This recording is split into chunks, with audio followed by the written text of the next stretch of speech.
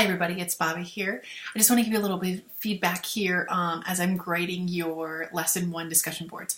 First, let me apologize for the mess in the back of my office. We are in a massive spring cleaning in which we are expecting our fourth baby, so we're going through all of the closets, getting rid of the clothes that no longer fit, what goes down to baby, what we're consigning, and in addition, we're packing for our trip to the Gulf Shores.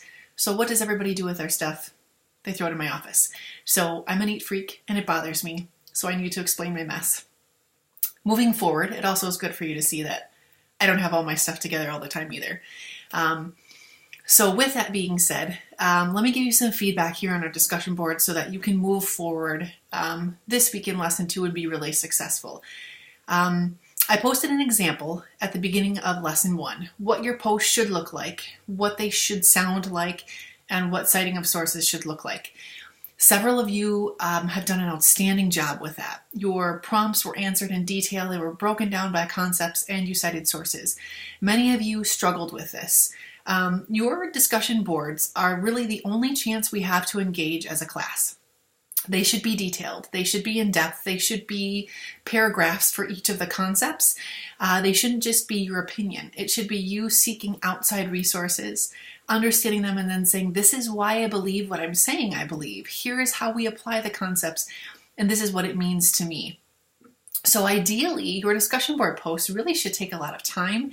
They should show that you understand the concepts and given the chance that you could explain what we're learning this week.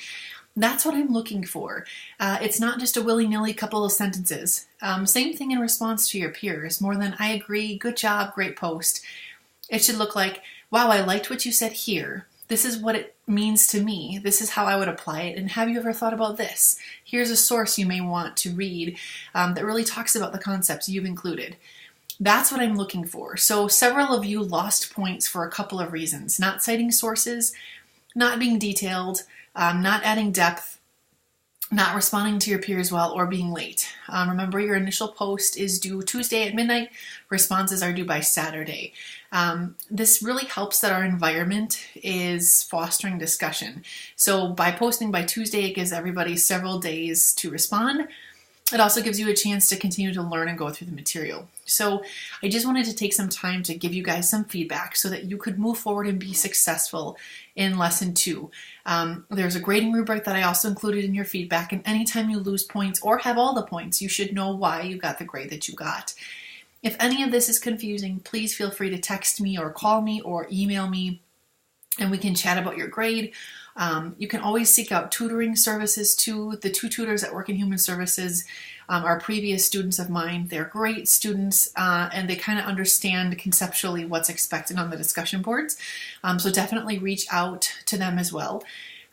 You guys can do this, and I have high expectations and high standards because you can rise to it, but also because this is the bar that's set in our field. It's really competitive. It's really important we communicate our thoughts well.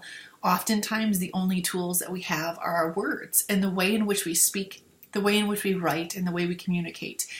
Having been in the profession for quite some time, the importance of my written word has become extremely clear to me.